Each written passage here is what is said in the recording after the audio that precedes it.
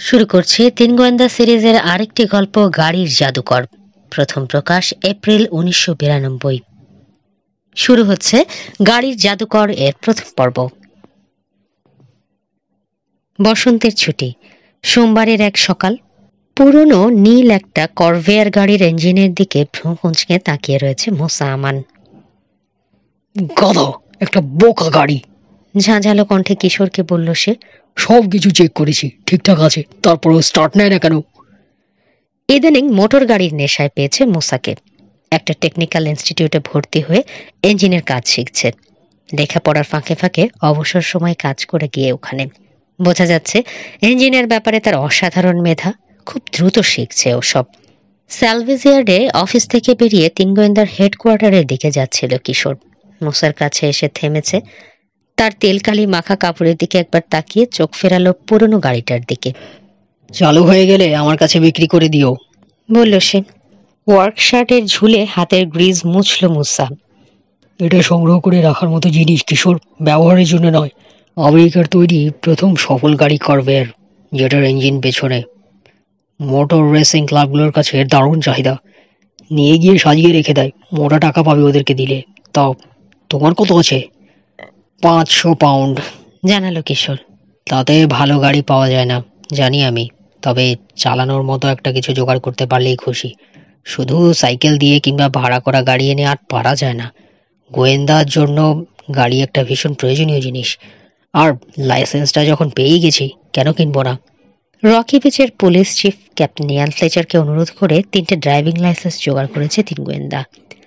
বয়সে কুলায় না, পুলিশকে সাহায্য করে এই সুপারিশ করে স্পেশাল লাইসেন্সের ব্যবস্থা করে দিয়েছেন ওদেরকে চিফ। তত কেনাই উচিত, একমত হলো মুসা। তবে টাকাটা আমার এখন ভীষণ দরকার, বুঝলে।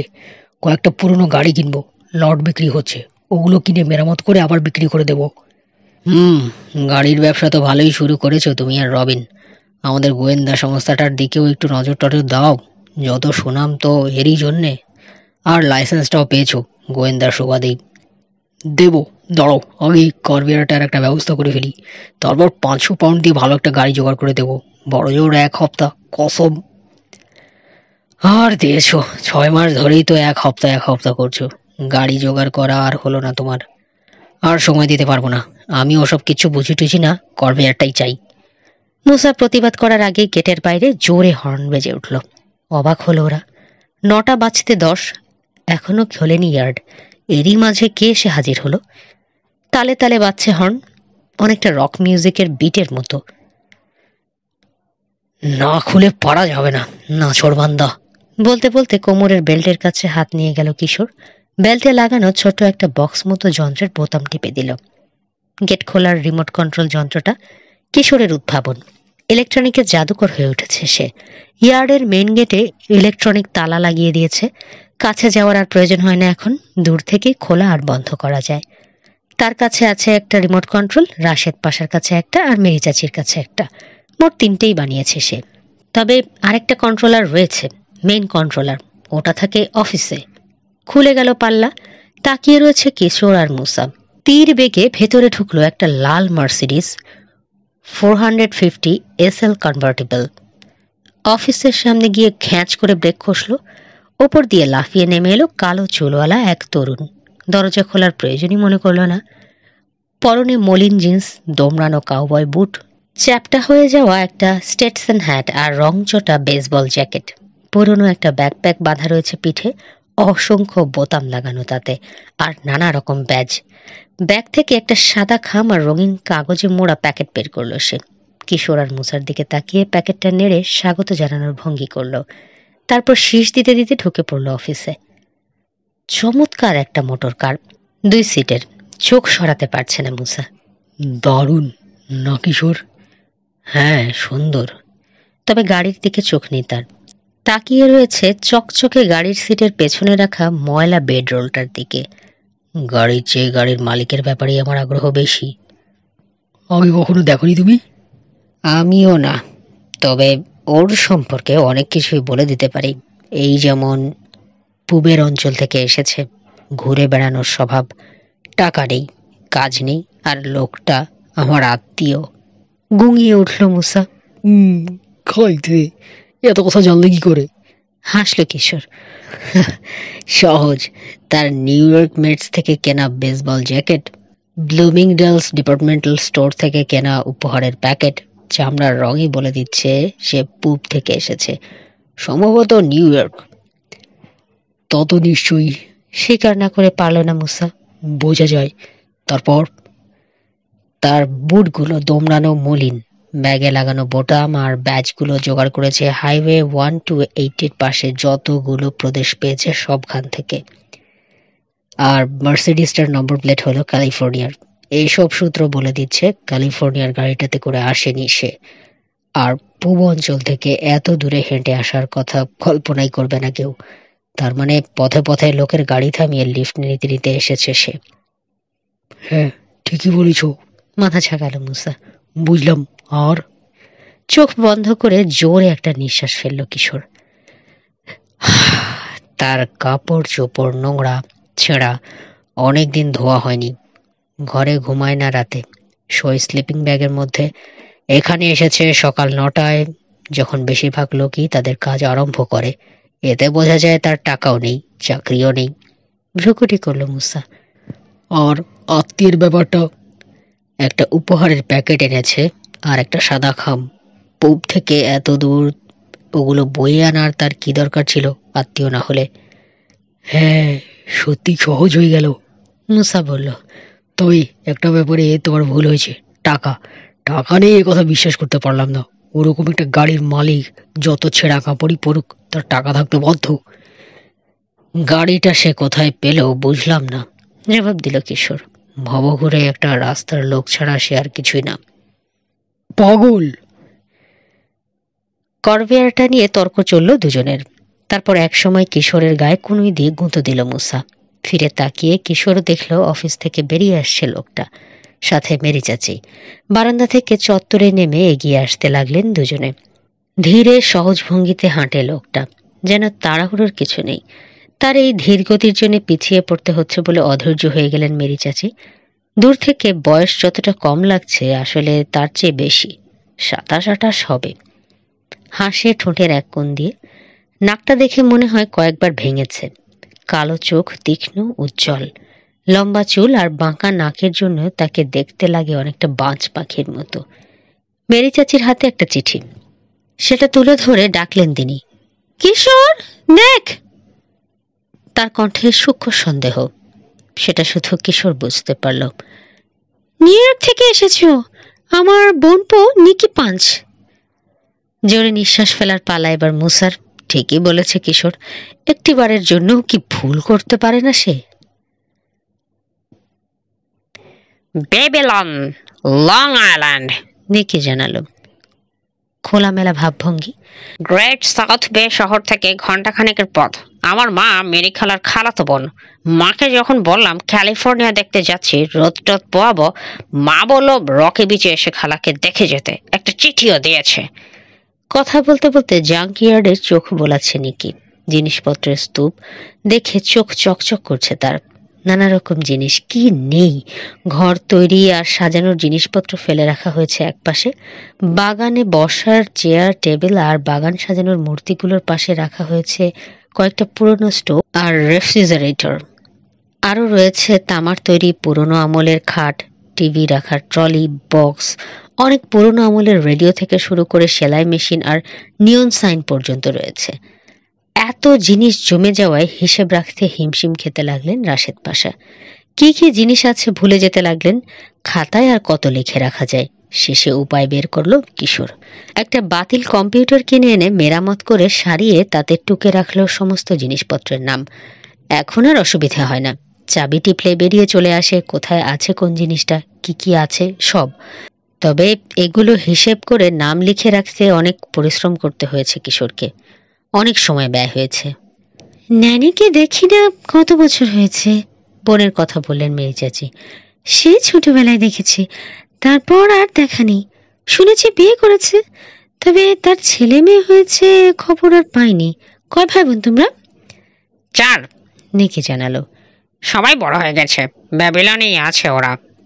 আমার মনে হলো দেশটা ঘুরে দেখার সময় হয়েছে, আর কি বেরিয়ে পড়লাম। ফেলে রাখা পুরনো মালের স্তূপের দিকে তাকিয়ে উজ্জ্বল হলো তার চোখ। অনেক ভালো ভালো জিনিস আছে এখানে। তারপর যেন এই প্রথম চোখ পড়ল করভেয়ারটার দিকে। আরে, এই সুন্দরীকে কোত্থেকে জোগাড় করলে? এত ক্লাসিক জিনিস। মুহূর্ত পরেই দেখা গেল একসাথে ইঞ্জিনের ওপর ঝুঁকে পড়েছে মুসা আর নিকির মাথা। এমনভাবে কথা বলতে শুরু করলো যেন কত পুরনো বন্ধু, অনেক দিনের চেনা। সোজা হলো মুসা, খাটো করে ছাঁটা তারের মতো চুলে আঙুল চালালো সে। বলল, সব চেক করেছি, কিছু বাকি নেই। বাতিল পার্টসগুলো বদলে নতুন লাগিয়েছি, কিছুতেই স্টার্ট করাতে পারছি না।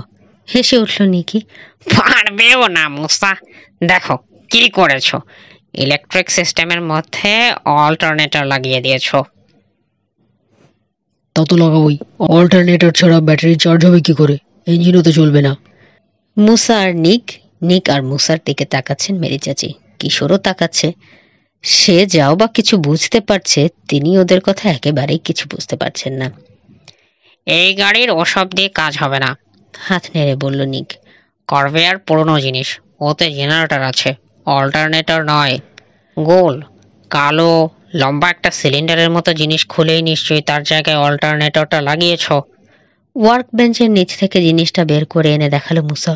এটা সিলিন্ডারটা মুসার হাত থেকে নিয়ে তার যন্ত্রপাতিগুলো চেয়ে নিল নিকি। তারপর ঝুঁকে পড়লো ইঞ্জিনের ওপর, দ্রুত কানেকশন করে দিল, কিছু নাট বল্টু টাইট দিল। ইঞ্জিনের দিকে তাকিয়ে থেকেই বলল, আর সব তো ঠিকই আছে দেখছি, যাও স্টার্ট দাও। ড্রাইভিং সিটে উঠে বসলো মুসা, চাবি মোচড় দিল। একবার কেশে উঠে চালু হয়ে গেল ইঞ্জিন। কাশলো, হাঁসফাঁস করলো, পুটপুট করলো, বন্ধ হয়ে যাওয়ার হুমকি দিল কয়েকবার, তবে হলো না। খাইছে বলে উঠল মুসা। ইঞ্জিনের ব্যাপারে এত কিছু আপনি জানলেন কি করে? হাসলো নিকি। সারাটা জীবন এই কাজই করেছি তো, এখানে আসা তক তাই করব ভাবছি। কোনো গ্যারেজে একটা পার্ট টাইম কাজ নিয়ে নেব, বাকি সময় সাঁতার কাটবো, রোদ পোয়াবো আর বিশ্রাম নেব।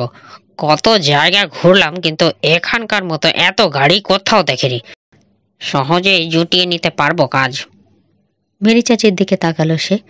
বাসাটা সব একটা ভাড়া করে নিতে পারবো কাজ পেয়ে গেলে, তবে ততক্ষণ একটা থাকার জায়গা দরকার, যেখানে খুশি ঘুমোতে পারি। আমি যা পাই তাই খেয়ে থাকতে পারি, অসুবিধে হয় না। এখানে তো থাকার জায়গার অভাবই দেখছি না, যে কোনো একটা ট্রেলারে শুয়ে থাকতে পারবো। বিছানাটা খুলতে পারলেই তো হলো, কোনো গন্ডগোল করবো না। না, মেরি চাচি বললেন, মানে ট্রেলারে থাকতে হবে না, রাস্তার দিকে ঘরটা আমাদের খালিই পড়ে থাকে, ওখানেই থাকতে পারবে। তাহলে তো খুবই ভালো হয়, অনেক ধন্যবাদ। আমার জন্য ভালো। প্রায় চেঁচিয়ে উঠল মুসা খুশিতে। ওস্তাদ করে নিলাম আপনাকে, কাজ শিখবো আপনার কাছে। গাড়ির জাদুকর আপনি, বুঝে ফেলেছি। নিশ্চয়ই, পেছন থেকে বলে উঠল আরেকটা কণ্ঠ। ফিরে তাকালো সবাই। স্যুট আর টাই পরা দুজন লোক দাঁড়িয়ে আছে, থমথমে গম্ভীর মুখ। বিশেষ করে দুজনের মধ্যে লম্বা লোকটা বলল, সেই গাড়ির জাদুকর যেটা তার নয়, এবং সে কারণে তাকে অ্যারেস্ট করতে হচ্ছে আমাদের। লম্বা তীক্ষ্ণ চেহারার মানুষটাকে চেনে না কিশোর আর মুসা। কড়া চোখে তাকিয়ে রয়েছে নিকির দিকে, তবে কালচে চুল খাটো লোকটাকে চেনে। রকি বিচ পুলিশের গোয়েন্দা বিভাগের লোক, ডিটেকটিভ জ্যাক কার্লি।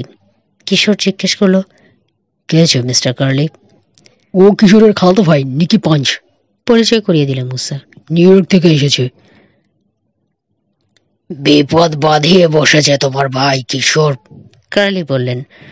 ছোটখাটো মানুষ, শান্ত চেহারা, নীল চোখ, মুখে আন্তরিক হাসি সবসময় লেগে থাকে, তবে ওই হাসিতে কোনো আশ্বাস দেখতে পেল না কিশোর।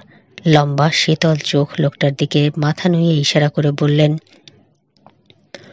ও detective sergeant Dennis Denver, grand theft auto ডিপার্টমেন্টের লোক, কিছু প্রশ্ন করতে চায়। ডিটেকটিভ কার্লির দিকে তাকালো ডেনভার, তারপর ফিরল দুই গোয়েন্দার দিকে। কার্লে, এদের চেনো নাকি? চিনি, চিফও চেনেন। কারা? একটুও কোমল হলো না ডেনভারের কণ্ঠ। শখের গোয়েন্দা, বহুবার আমাদের সাহায্য করেছে, অনেক জটিল রহস্যের মীমাংসা করেছে। বিস্মিত সার্জেন্টের দিকে একটা কার্ড বাড়িয়ে দিল কিশোর। 3 গোয়েন্দার কার্ড সার্জেন্ট।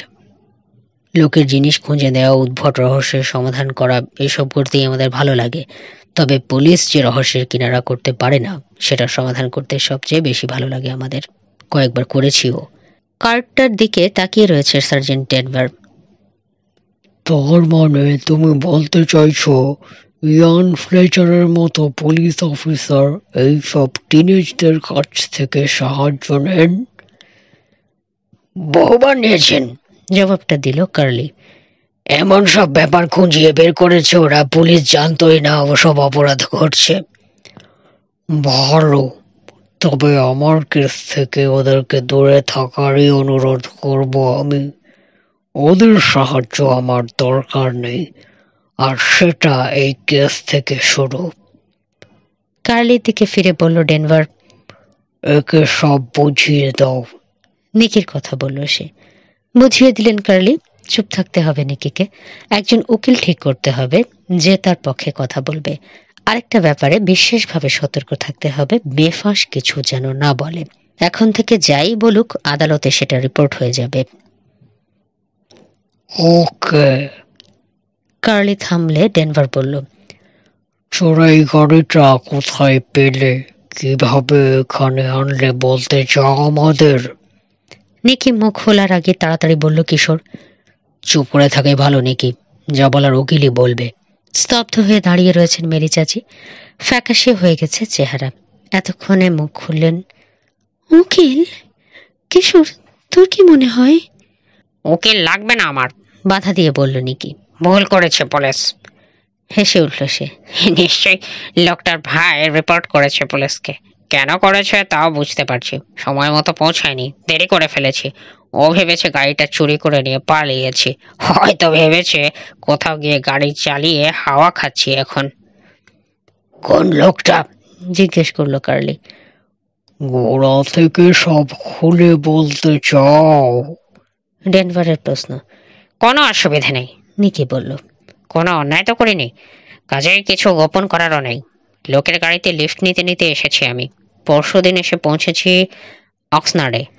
নেমে একটা ক্লাবে ঢুকলাম কিছু খেয়ে নেওয়ার জন্য। গরম গরম বাজনা বাজছে, খাবারটাও ভালো।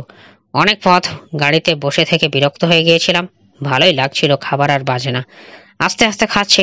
আমার টেবিলে বসেছিল আর একটা লোক। টিবুরান নাকি ব্রেকসান, কি যেন নাম। নামটা আমার অত মনে থাকে না। আলাপ হলো তার সাথে। বললাম রকি বিচে যাচ্ছি খালার সঙ্গে দেখা করার জন্যে। কথায় কথায় আমার অনেক কথা জেনে নিল সে। ক্লাবটা বন্ধ হওয়া তক দুজনে বসে রইলাম ওখানে। বন্ধ হওয়ার একটু আগে অনুরোধ করলো সে তার একটা উপকার করে দেব কিনা, তাতে আমারও লাভ হবে বলল। হাসলো নিকি। আমার লাভটা আমি সবসময় দেখি। কি চাই জিজ্ঞেস করলাম। জানালো তার ভাইয়ের মার্সিডিসটা চালিয়ে এনেছে সে, পরের দিন জায়গা মতো পৌঁছে দেওয়ার কথা। দিত, কিন্তু হঠাৎ করে একটা মেয়ের সঙ্গে দেখা। সান্তা বারবারায় পৌঁছে দিতে অনুরোধ করেছে মেয়েটা। তার নিজের গাড়ি আছে, মার্সিডিস চালানোর শখ নেই আর লোকটার। সে তখন মেয়েটার সঙ্গে যেতে বেশি ইন্টারেস্টেড। আর তার ভাই থাকে রকি বিচে। আমি কাজটা করে দিলে পেট্রোলের খরচ বাড়ে, আমাকে $100 দেবে সে। কি করে না বলি বলুন? ডেনভার জিজ্ঞেস করলো, এর আগে কখনো দেখনি লোকটাকে? এর আগে অক্সনার্ডেই আসিনি কখনো, জায়গাটার নামও শুনিনি। 2 দিন আগের কথা, কার্লি বললেন। এখনো গাড়িটা তোমার কাছে কেন? আবার হাসলো নিকি। সেদিন তো রাতই হয়ে গিয়েছিল, আর কালকের দিনটা এত সুন্দর ছিল, সাগর দেখে আর সাঁতার কাটার লোভ সামলাতে পারলাম না। সাঁতার কাটলাম, গিরিপথগুলোতে ঘুরে ঘুরে বেড়ালাম। দারুণ একটা দিন কেটেছে। শুধুই ঘুরে বেরিয়েছো, প্রাকৃতিক দৃশ্য দেখেছো? ডেনভার জিজ্ঞেস করলো। আর আজকে? কার্লি জানতে চাইলেন। কাল রাতে গাড়িতেই ঘুমিয়েছি, জবাব দিল নিকি। আজ সকালে তো মেরি খালার সঙ্গে দেখা করতে চলে এলাম। এখানে কথা শেষ। টেবুরন না ব্রেকসান কে যেন, তাকে এখন ফিরিয়ে দিতে যাব গাড়িটা। 2 ডিটেকটিভের দিকে তাকিয়ে হাসলো সে। হাসির জবাব পেল না। ভারী থমথমে হয়ে উঠল নীরবতা, যেন বোঝা হয়ে উঠেছে সালভেসিয়ারের জন্যে। পরস্পরের দিকে তাকালো কিশোর আর মুসা। মেরি চাচি কারোর দিকে তাকাতে পারছেন না যেন। নিকির দিকে তাকিয়ে রয়েছে সার্জেন্ট ডেনভার। জাহাজ ঘাটার সবচেয়ে বড় গাঁজাটা তৈরি করে এনেছো। অবশেষে বলল সে। তোমার এসব গাল গল্প বিশ্বাস করব মনে করেছো? কার্লি বললেন, লোকটার ভাইকে গিয়ে জিজ্ঞেস করলে পারি আমরা, সার্জেন্ট। বেশ, গম্ভীর হয়ে বলল ডেনভার। চলো। চোরাই গাড়ি এটা, সার্জেন্ট, যুক্তি দেখালো কিশোর। আর নিকিও সত্যি কথাই বলছে।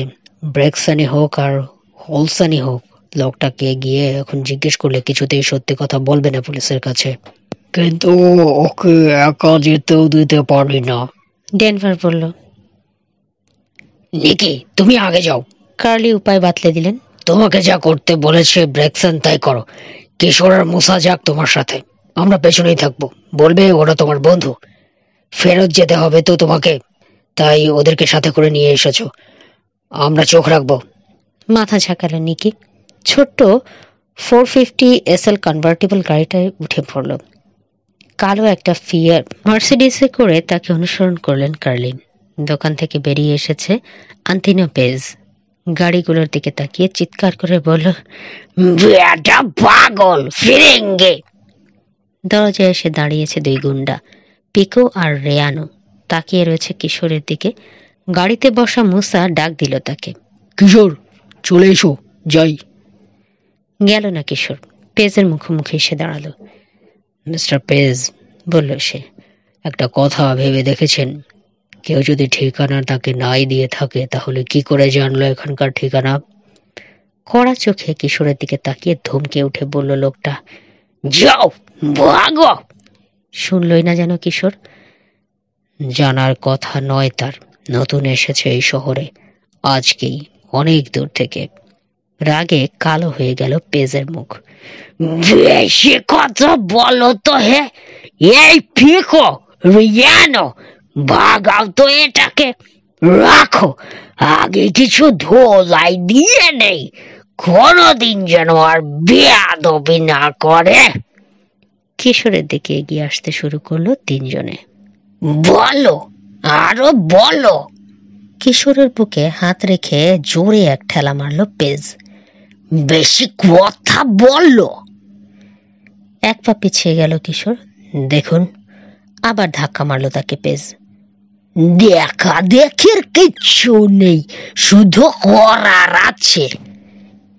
এত বেশি কথা বললে বিপদে তো পড়বেই, সেটা যাতে না পড়ো তোমার ভালোর জন্যই শিক্ষাটা দিয়ে দিচ্ছি। তার পেছনে কোমরে হাত দিয়ে দাঁড়িয়ে কুৎসিত হাসি হাসল পিকো আর রিয়ানো। আরেকবার ধাক্কা মারার জন্য হাত বাড়ালো পেজ। বছর 2 আগে হলে হয়তো পিছিয়ে যেত কিশোর, কিংবা গাঁই গুঁই করে সরে আসতো, কিংবা বোঝানোর চেষ্টা করতো সে। কিন্তু এখন আর সেই ক্ষীণদেহী কিশোর পাশা নেই সে। নিয়মিত ব্যায়াম করে স্বাস্থ্য ভালো করেছে। পুলিশের ইনস্ট্রাক্টর দিয়ে ওদেরকে খালি হাতে আত্মরক্ষার ট্রেনিং দেওয়ার ব্যবস্থা করে দিয়েছেন ইয়ান ফ্লেচার। তার মনের সুপ্ত আশা, বড় হয়ে একদিন পুলিশ বাহিনীর মান ইজ্জত বাড়াবে তিন গোয়েন্দা, অবশ্যই পুলিশের চাকরিতে যোগ দিয়ে। তাছাড়া ছেলে তিনটাকে সাংঘাতিক পছন্দ করেন তিনি। ছেলে তো নয়, 3টে হীরের টুকরো। নড়ে উঠল কিশোর। পলকে ফুটখানেক ফাঁক হয়ে গেল 2 পা। ডান পাটা সামনের দিকে বাড়ানো মিউজিশিয়ানটাই জুডোর একটা কৌশল। পেজের শার্ট খামচে ধরে টান দিতে ভারসাম্য হারালো লোকটা। আধ পাক ঘুরল কিশোর, সেই সাথে হ্যাঁচকা টান মারল পেজের শার্ট ধরে রেখে। ময়দার বস্তার মতো রাস্তায় আছড়ে পড়ল দোকানদার। শক্ত কংক্রিটের উপর পড়ে ব্যথায় গলা ফাটিয়ে চিৎকার করে উঠল পেজ। নড়ার ক্ষমতা নেই, পথের উপরেই পড়ে রয়েছে। কাণ্ড দেখে পিকো আর রিয়ানো যেন পাথর হয়ে গেছে। ওদের বিহ্বল ভাবটা কাটার সময় দিল না কিশোর। অযথা মারামারিও আর করতে গেল না, সোজা দৌড় দিল ফিয়ারোর দিকে। ইঞ্জিন চালু করে ফেলেছে মুসা। এক ঝটকায় খুলে দিল দরজা। কিশোর ভেতরে ঢুকতে না ঢুকতেই চলতে আরম্ভ করলো গাড়ি। দারুণ দেখিয়েছো, ঝকঝকে সাদা দাঁত বের করে হাসলো মুসা। চিফকে গিয়ে বলতে হবে। কেমন? মুসার দিকে তাকিয়ে হেসে ভ্রু নাচালো কিশোর। তুমি ভেবেছ তুমি শুধু একাই পারো? জুডোর ক্লাসে আর খেপাবে? ও ঘষির বিদ্যা ঝেড়ে দিয়ে এলাম। তা ঝেড়েছ, তবে আমি হলে কারাতে চালাতাম। শগুনটা কারাতেরই যোগ্য। দরকার নেই, আধমরা হয়ে গেছে এমনিতেই। তাছাড়া কারাতে এখনো ঠিকমতো প্র্যাকটিস হয়নি আমার। জানি, তবু যেটুকু জানো ওরকম 10টা শকুনকে কাত করে দেওয়ার জন্য যথেষ্ট। নীরবে চলল কিছুক্ষণ, তারপর মুসা জিজ্ঞেস করলো, কিশোর, কি মনে হয় তোমার? পেস বেটা মিথ্যে বলেছে? নিশ্চয়ই। আর এর মানে নেকি হয়তো সত্যি কথাই বলেছে। জেল থেকে বের করে আনতে হবে ওকে, যাতে আমাদেরকে তদন্তে সাহায্য করতে পারে, নিজেকে নির্দোষ প্রমাণ করার ব্যবস্থা করতে পারে। রবিনকে একটা খবর দেওয়া দরকার। ইয়ার্ডে ফিরে দ্রুত এসে হেডকোয়ার্টারে ঢুকলো দুজনে। সেই ট্রেলারই আছে এখনো, তবে তাতে নতুন যন্ত্রপাতি যোগ হয়েছে। অবশ্যই পুরনো মাল থেকে তৈরি। ইলেকট্রনিক লক, বার্গলার অ্যালার্ম, একটা কাউন্টার সার্ভেলেন্স ইউনিট, এক ধরনের ইলেকট্রনিক প্রহরী, 2টো কম্পিউটার আর একটা air conditioner. Rock plus talent এজেন্সিতে। রবিনের মা জানালেন সে এখনো আসেনি, কাজেই ওখানেই টেলিফোন করা হলো। জবাব দিল এজেন্সির আনসারিং মেশিন। কয়েকটা সেকেন্ড শুধু জোরালো রক মিউজিক শোনা গেল, তারপর বাজনা ছাপিয়ে রবিনের কণ্ঠ বলল, একটা মেসেজ রেখে যেতে। মনে হয় ব্যান্ড ড্রামারে খুঁজে বেরিয়েছে। মুসা আন্দাজ করলো। রবিন বলে ড্রামাররা নাকি সব পাগল। পরে আবার চেষ্টা করব, কিশোর বলল। এখন চলো মেরি চাচির সঙ্গে কথা বলি নিকির সম্পর্কে। ট্রেলারের থেকে বেরিয়ে অফিসের দিকে চলল দুজনে। ওদের সাড়া পেয়ে মুখ তুললেন মেরি চাচি। নিকি কোথায়? উদ্বিগ্ন কণ্ঠে জিজ্ঞেস করলেন তিনি। হাজতে নিয়ে গেছে, জবাব দিল কিশোর। বডি গায়ে কি কি ঘটেছে সব খুলে বলল, শুধু আন্তিনিও পেজের সঙ্গে মারপিটের কথাটা বাদে। তার মানে সত্যিই চুরি করেছে? রেগে গেলেন মেরি চাচি। আমার তা মনে হয় না। পেজি মিথ্যা কথা বলেছে। নেকিকে হাজত থেকে বের করে আনতে হবে, যাতে আমাদেরকে সাহায্য করতে পারে। একমাত্র সেই ব্র্যাকসনকে চিনিয়ে দিতে পারবে। চাচি, তোমার উকিলের সঙ্গে কথা বলেছো? মাথা নাড়লেন চাচি। না, এখনো বলিনি। কি বলবো বল, নিকিকে চিনি না। ও যে আমার বোনের ছেলে, তাই বা শিওর হব কিভাবে? কিছু করার আগে ন্যানিকে ফোন করব, জিজ্ঞেস করে দেখি নিকি সত্যি কথা বলছে কিনা। তাহলে তাড়াতাড়ি করো, সবকিছু গরম থাকতে থাকতে আমি ওয়ার্কশপে আছি। ইলেকট্রনিকের যুগ, পুরনো যন্ত্রপাতি দিয়ে আর চলে না, তাই ওয়ার্কশপেও পরিবর্তন করেছে কিশোর। করেছে মানে ঘর আর টিন শেডের পরিবর্তন করেনি, নতুন নতুন যন্ত্রপাতি বসিয়েছে। ট্রেলার থেকে 3 গোয়েন্দার টেলিফোনের একটা এক্সটেনশন নিয়ে এসেছে, ছাদে লাগিয়েছে একটা স্যাটেলাইট ডিশ অ্যান্টেনা। আর গোয়েন্দাগিরিতে কাজে লাগে এরকম যত রকম যন্ত্র বানাতে পেরেছে বানিয়েছে, আর কিছু কিছু কিনে নিয়ে এসেছে। দেখি আরেকবার।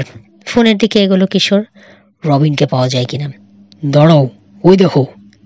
প্রাচীন মডেলের লাল একটা ফক্সওয়াগন ঢুকেছে ইয়ার্ডে। ওয়ার্কশপের সামান্য দূরে থামলো গাড়ি। নেমে এলো রবিন মিলফোর্ড। নতুন ড্রাইভিং লাইসেন্স পেয়ে একেবারে পাগল হয়ে গেছে যেন ওরা, গাড়ি ছাড়া আর কিচ্ছু বোঝে না। ওয়ার্কশপের এক কোণে দাঁড় করিয়ে রাখা হয়েছে ওদের 3টে সাইকেল, এতদিনের সঙ্গী। তবে ধুলো জমতে দেয়নি কিশোর, নিয়মিত সাফ করে রাখে। তার বক্তব্য, গোয়েন্দাগিরিতে সব ধরনের যানবাহন কাজে লাগে। ঠেলা গাড়ি, ঘোড়ার গাড়ি থেকে শুরু করে আধুনিক বিমান, সব কাজেই কোনোটাকে অবহেলা করা উচিত নয়। কখন যে কোনটা কাজে লেগে যাবে কে জানে। গাড়ির চেয়ে সাইকেল অনেক সময় অনেক বেশি সুবিধে করে দেয়, তখন ওগুলো ব্যবহার করা যাবে। মুসার ইচ্ছে গাড়ির ব্যবসা করে টাকা জমাতে পারলে ভালো দেখে মোটর সাইকেলও কিনে নেবে। আর কিশোরের ইচ্ছে এমন একটা ভ্যান কিনবে যেটাতে থাকবে নানা রকম আধুনিক যন্ত্রপাতি, গোয়েন্দাগিরি করার সুবিধার্থে। হেসে বলেছে রবিন, একেবারে জেমস বন্ডের গাড়ি। হাসিনি কিশোর, গভীর হয়ে জবাব দিয়েছে, অনেকটা তাই। ভেতরে এসে ঢুকলো রবিন। জিজ্ঞেস করলো, কি ব্যাপার, জরুরি তলব? কোনো কেস টেস মনে হচ্ছে? হ্যাঁ, অনেকদিন পর, জবাব দিল মুসা। কিশোরের ইলেকট্রনিক যন্ত্রপাতির খেলা দেখানোর একটা সুযোগ মিলল এতদিনে। কি বলো কিশোর? দেখা যাক, এখন আসল কথায় আসি। হ্যাঁ বলো। সত্যি একটা কেস পেয়েছি রবিন। পুলিশ ভাবছে মেরি চাচির বোনের ছেলে নিকি পাঞ্চ গাড়ির চোর। আমরা আসল চোরটাকে ধরে জেলে পাঠাতে চাই। কেস? তাই চেঁচিয়ে উঠল রবিন। গাড়ি চোর? চাচির উকিল নিকিকে হাজত থেকে বের করে আনতে পারবে বলে গেল কিশোর, জামিনে। তারপর শুরু করব আমরা তদন্ত। পুরো কাহিনীটা খুঁড়ে বের করে আনবো। কাহিনী? কিশোর, মুসা বলল, নিকি তোমার আত্মীয় নাও হতে পারে, হয়তো ভুয়া লোক। কাহিনী ভুয়া? হাত নেড়ে বলল রবিন। কি বলছো তোমরা? কিছুই তো বুঝতে পারছি না, দয়া করে সব খুলে বলবে। তার পরনে খাকি প্যান্ট, গায়ে হলদে রঙের পোলো শার্ট, রক প্লাস থেকে সোজা চলে এসেছে এখানে। মুসা জিজ্ঞেস করলো, আর নিশ্চয় যাবে না? যাব, জবাব দিল রবিন। পরে লস অ্যাঞ্জেলস একটা দল যাচ্ছে, ওদেরকে সাহায্য করতে হবে। তবে রুমাকে বলে এসেছি, আপাতত আমার আর কিছু কাজ সে করে দেবে। ইদানিং অতি মাত্রায় ব্যস্ত হয়ে পড়েছে রবিন। স্কুল, গাড়ির ব্যবসা, এটা অবশ্য বেশিরভাগই মুসাই দেখাশোনা করে। তার উপর ওই মিউজিক কোম্পানিতে কাজ। গোয়েন্দাগিরি করার মতো সময়ই পায় না এখন আর আগের মতো। তারপরেও ছাড়বে না কোনোদিনই বলে দিয়েছে। দরকার হলে আর সব ছেড়ে দিতেও রাজি, তবু গোয়েন্দাগিরি নয়। তবে কিশোরের সন্দেহ আছে এই ব্যাপারে। যাই হোক, নিকি পাঞ্চের ব্যাপারে সব খুলে বলা হলো রবিনকে। শেষে কিশোর বলল, পুরো গল্পটাই কেমন হাস্যকর। পুলিশ বিশ্বাস করবে কি? হাওয়ারি করতে ইচ্ছে করছে না। আর একটা ব্যাপার, মুসা লোকটার নামটা বড় অদ্ভুত। টিবুরান ব্রেকসন। হয় টিবুরান নয়তো ব্রেকসন, মুসা বলল। তাই তো বললো, হয় এটা নয় ওটা, দুটো মিলিয়ে এক নাম নয়। আমার মনে হচ্ছে দুটো মিলিয়েই একটা। নিকি বলল না নামটা মনে রাখতে পারে না। মনে রেখেছে ঠিকই, গোলমাল করে ফেলেছে। একটাকে দুটো বানিয়ে ফেলেছে। টিবুরান মানে কি জানো? এর একটা স্প্যানিশ শব্দ, মানে হলো শার্ক বা হাঙর। প্রশ্ন হলো ওরকম একটা অদ্ভুত নাম কার হতে পারে? হতে তো পারে লোকটারই। মুসা বলল, জানে গাড়িটা চোরাই, সেজন্যই নাম ভাঁড়িয়ে বলেছে। নাও বলতে পারে, বাধা দিয়ে বলল রবিন। ওরকম নামের লোক আছে পৃথিবীতে। এই তো রকি বিচেই আছে, এল টিবুরান অ্যান্ড দ্য পিরানহাস। হাঁ করে রবিনের দিকে তাকিয়ে রয়েছে মুসা আর কিশোর। কি বললে? কিশোর বলল, লোকটার নাম এল টিবুরান অ্যান্ড দ্য পিরানহাস? লোকটা নয়, শুধরে দিল রবিন। লোকগুলো 5 জন। একটা লাটিনো লাবাম্বা ব্যান্ড দল, বেশিরভাগই সালসা গায়, তবে কিছু কিছু রকও গায়। এল টিবুরান হলো ওদের নেতা, গায় এবং গিটার বাজায়। গিটার বাদক আরও একজন আছেন। অন্য 3 জনের একজন বেজ, একজন ড্রামার আর একজন কিবোর্ড। তোমার বসের কোনো দল? জানতে চাইল মুসা। মাথা নাড়ল রবিন। না, লিও গোয়েরার। শহরে লজের সবচেয়ে বড় প্রতিদ্বন্দ্বী। বাটলেট লজের রবিনের বসের ধারণা ওরা মিউজিকের মও বোঝে না। গাইতে যায় ছোট ছোট ক্লাবে কিংবা প্রাইভেট পার্টিতে। ল্যাটিনো ক্লাবগুলোতেই বেশিরভাগ দেখা যায় ওদের। বেশি বয়সী কেউ আছে ওদের মধ্যে? জিজ্ঞেস করলো মুসা। বডিগার্ড মালিক আন্তিনো পেজের কথা বলল সে। না, সবাই অল্প বয়সী, তরুণ। সবার মধ্যে বয়স বেশি এল টিবুরানের, তবে 22-23-এর বেশি না। রকি বিচে এখন গেয়ে বেড়াচ্ছে? কিশোর জানতে চাইল। হ্যাঁ, উপকূলের উজান ভাটিতে সবখানে, এমনকি লস অ্যাঞ্জেলস পর্যন্ত চলে যায়। সম্ভবত এখন গোয়েরার সবচেয়ে জনপ্রিয় দল। সমস্ত ভালো ভালো দলগুলো লজের দখলে। তাতে ভীষণ খেপে গেছে গোয়েরা। পাগলের মতো ভালো দল জোগাড়ের চেষ্টা চালাচ্ছে। আমার বস শুধু হাসেন, বলেন করুক না, কত পারে। তার বক্তব্য, সৎ থাকতে হবে, নোংরামি করে কেউ কখনো উন্নতি করতে পারে না। ওরা কি? থেমে গেল কিশোর। অফিস থেকে বেরিয়ে প্রায় দৌড়ে এলেন মেরি চাচি। গলায় জড়িয়েছেন নতুন একটা উজ্জ্বল রঙের সুন্দর স্কার্ফ। ওটা আগে আর দেখেনি কিশোর। আন্দাজ করলো বোধহয় নিকি নিয়ে এসেছে, উপহারের প্যাকেটে ছিল। কিশোর, মেরি চাচি জানালেন, নিকি ঠিকই বলেছে রে, মিথ্যে বলেনি। তার মা বলল। তবে একটা কথা ভুলে বসেছিলাম, ন্যানির স্বভাব একটু বদলায়নি, আগের মতোই আছে। বদ, নিকি বাড়ি থেকে পালিয়েছে, অন্য কিছু করেনি। এতদিনে বাড়িতে টিকলো কিভাবে, সেটাই অবাক লাগছে। গাড়ি টাড়ি চুরির ব্যাপারে কিছু বলেনি, তবে পুলিশের সাথে গোলমালে জড়িয়েছে। এই ছোটখাটো ছিঁচকে চুরি। কিছুদিন আগে নাকি ড্রাগও নিয়েছে, সেসব অবশ্য বছর 10 আগে। তারপর থেকে আর ওরকম কিছু করেনি। একবার পুলিশ ধরতেই শিক্ষা হয়ে গেছে। মাথা ঝাঁকালো কিশোর। তো কি বললো? হাজত থেকে বের করাবে? কে? নেনি? আর লোক পাসনি, ও কিচ্ছু করবে না। একটা বকে যাওয়া ছেলের জন্য একটা আধলাও খরচ করবে না, সাফ বলে দিল। বলল শুয়োরটা যা পড়ে করুককে, জেলে যাক না জাহান্নামে যাক, যেখানে খুশি যাক, তার কিচ্ছু নয়। আমি উকিলকে ফোন করে দিয়েছি, সব শুনে বললো ছাড়িয়ে আনতে কষ্ট হবে। কেন? মুসার প্রশ্ন। আর কিছু করেছে জানতে চাইল রবিন। মেরি চাচি বললেন, পুলিশ নাকি চায় না যে সে জামিনে মুক্তি পাক। কিসের ভিত্তিতে আটকাবে? চেঁচিয়ে উঠল কিশোর। মগের মুল্লুক নাকি? দুটো কারণে। প্রথমত, তার পুরনো ক্রিমিনাল রেকর্ড, তাছাড়া স্টেট থেকে বেরিয়ে এসেছে। বড় কারণটা হলো সেই একমাত্র লোক যে সরাসরি একজন গাড়ি চোরকে দেখেছে। চোরের সঙ্গে কথা হয়েছে। ইদানিং নাকি রকি বিচে গাড়ি চোরের খুব উৎপাত বেড়েছে, সেজন্যই সতর্ক হয়ে গেছে পুলিশ। তাকে বের করা যাবে কিনা কখন জানা যাবে? একটা শুনানি হবে খুব তাড়াতাড়ি, তবে উকিল বলল তার আগেই জজ সাহেবের সঙ্গে কথা বলবে। চেষ্টা চালিয়ে যাও, চাপে রাখো উকিল সাহেবকে। কিশোর বলল তার চাচিকে। যেভাবে হোক বের করে আনতেই হবে নিকিকে, এটাই এখন সবচেয়ে জরুরি গাড়ি চোরদের ধরতে হলে। একমত হলেন মেরি চাচি। অফিসের দিকে রওনা হয়ে গেলেন। এখনই আবার ফোন করবেন উকিলকে। ওয়ার্কশপে পরস্পরের দিকে তাকালো তিন গোয়েন্দা। নিকিকে ছাড়া হবে না কিশোর? মুসার জিজ্ঞাসা। চিন্তিত ভঙ্গিতে বলল কিশোর, ছাড়া যদি নাই পায় বসে তো আর থাকতে পারবো না, কিছু একটা করতে হবে। আনমনে নিজের ঠোঁটে চিমটি কাটলো একবার। তাহলে পুলিশ ভাবছে রকি বিচে একদল গাড়ি চোর অপারেশন চালাচ্ছে। এই জন্যই বুঝলে, এই জন্যই এতক্ষণে বোঝা গেল গত কিছুদিন ধরে গাড়ি চুরি বেড়ে গেছে এখানে। রবিনের দিকে ফিরল সে। রবিন, একটা খোঁজ বের করতে পারবে যেদিন ব্রেকসন নিকির সঙ্গে কথা বলেছে সে রাতে অক্সনার্ডে গিয়েছিল কিনা এলটি বোরানের দল? লোকটা নিকিকে গাড়ি দিয়ে রকি বিচে আসতে অনুরোধ করেছে কিনা সেটাও জানতে পারলে ভালো হতো। পারবো, গোয়েরাকে জিজ্ঞেস করলেই হবে। না, ওভাবে নয়, আমি চাই না আমাদের তদন্তের কথা বাইরের কেউ জেনে যাক। হাসল রবিন। বেশ, দেখি অন্যভাবে চেষ্টা করব। এখন থেকেই শুরু করো না কেন? ঠিক আছে, যাই। ঘুমিয়ে উঠল মুসা। ক্লাসের আর সময় পেল না, একেবারে আজকেই বিকেলে কারাতে ক্লাস। এমন কি জরুরি হলো সেটা? একদিন ক্লাস না করলে কি এসে যায়? হাত উল্টালো কিশোর। অন্য কিছু হলে ভাবতাম না, আজকে যে ক্যাটা শেখাবে তাতেই বা কি হলো? ক্যাটাকে ছোট করে দেখো না। ক্যাটা সত্যিই জরুরি, ব্যাখ্যা করে বোঝালো রবিন। একে বলা হয় কারাতের জীবন। 50টার মতো নিয়ম আছে, ঠিক কতটা সময় কতখানি নড়তে হবে তাই শেখানো হয়। কারাতের প্র্যাকটিসও ভালো করে করতে হবে। যা জানি তাতে চলবে না বুঝতে পারছি, কিশোর বলল।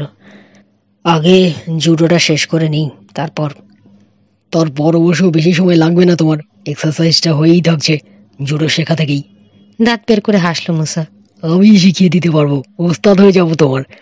মুসা আর করতে পারবে না, ওস্তাদ ডাকতে হবে। হাসলো তিনজনেই। বেশ, কিশোর বলল, যাও তোমার ক্যাটা শিখতে। আজকে আমি আর রবিনই সামলাতে পারবো। দেখি দুজনে যতটা পারি করি। রবিন, তোমার অসুবিধা হবে না তো? কাজে যাবে না? গেলেই তো সুবিধে, খোঁজ খবর করতে পারবো চাকরিতে থেকেই। বসকে বলে চলে যাব গোয়েরার উপর জরিপ চালাতে। কি মজাটাই যে হবে। মরুগ্গে ক্যাটার ক্লাস। সিদ্ধান্ত নিয়ে ফেললো মুসা। একদিন তো আর হবে না সব, আরো হবে, পরেও শিখে নেওয়া যাবে। আজকে গোয়েন্দাগিরিটা মিস করতে রাজি নই। অনেকদিন পর একটা কেস পেলাম। হাসলো কিশোর। জানতাম না গিয়ে পারবে না। বেরিয়ে এলো তিনজনে।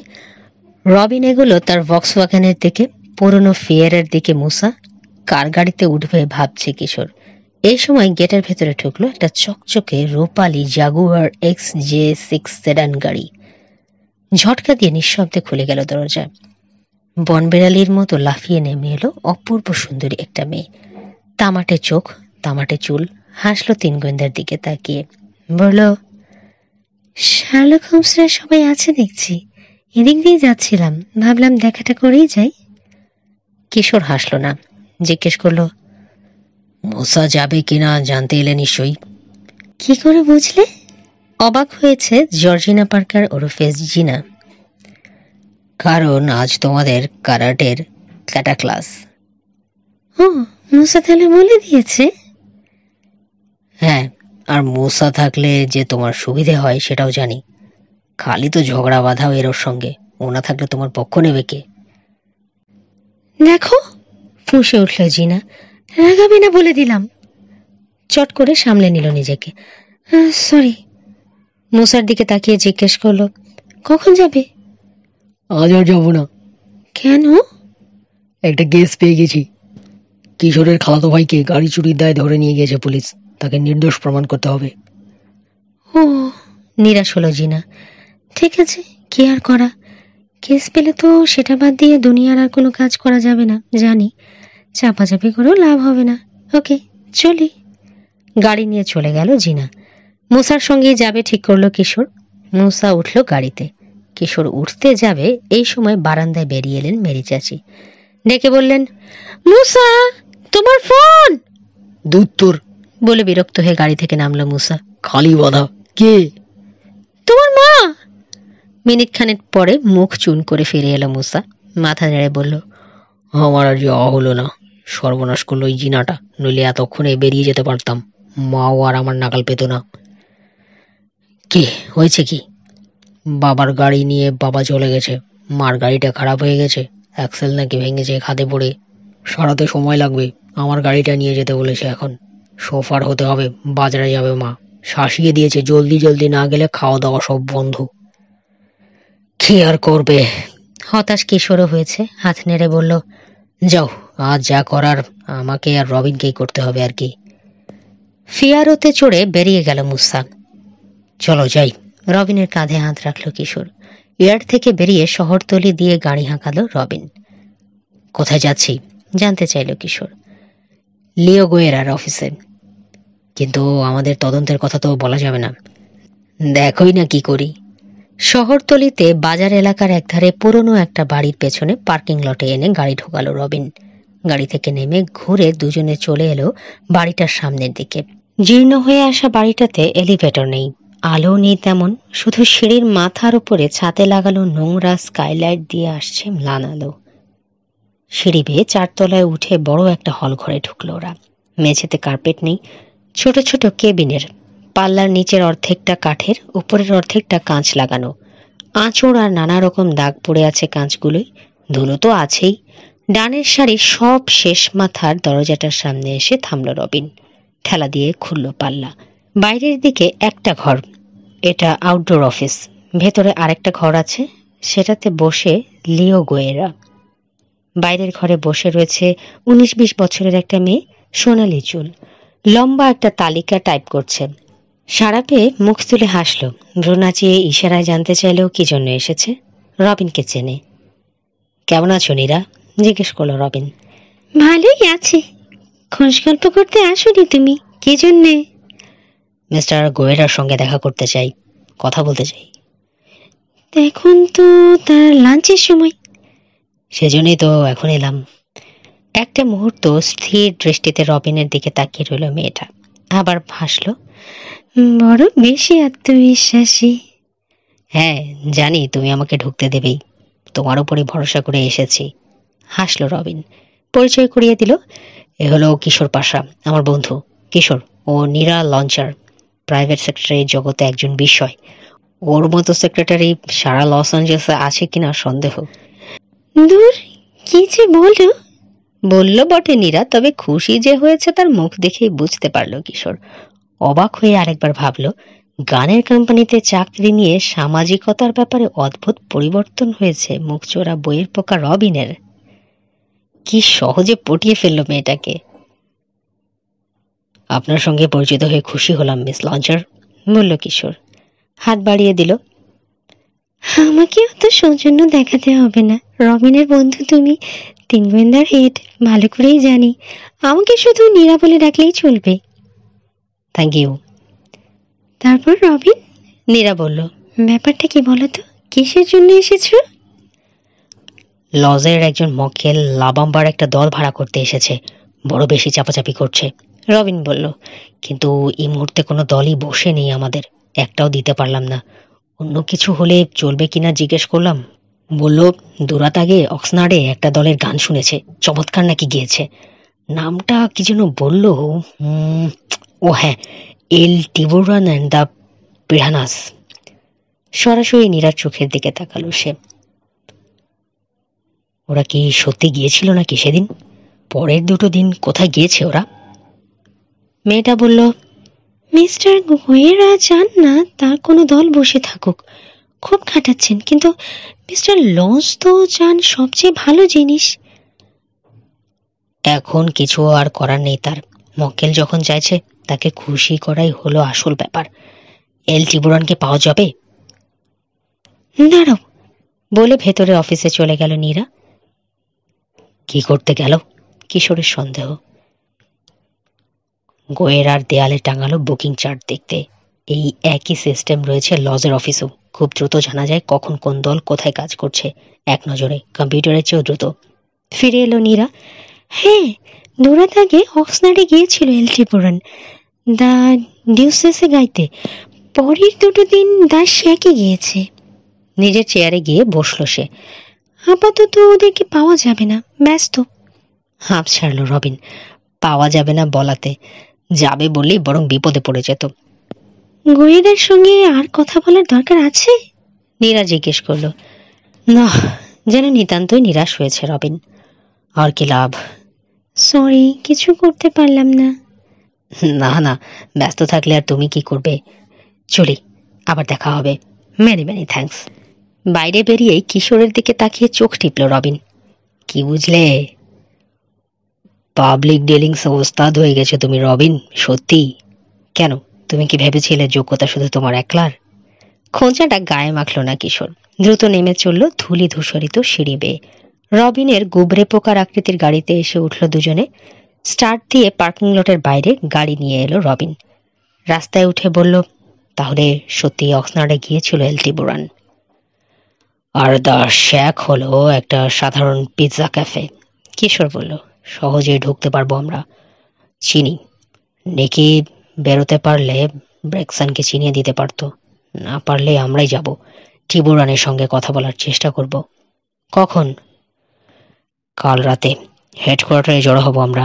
সেখান থেকে যাব দ্য শ্যাকে। কথা বলবো হাঙ্গুর আর পিরহানাদের সঙ্গে। এল টিবুরান অ্যান্ড দ্য পিরহানাস, নাম বটে। এখানেই শেষ হচ্ছে গাড়ির জাদুকর এর প্রথম পর্ব। পরবর্তী পর্ব শুনতে সাথে থাকুন গল্প বাই খাসফড়িং এর। ধন্যবাদ।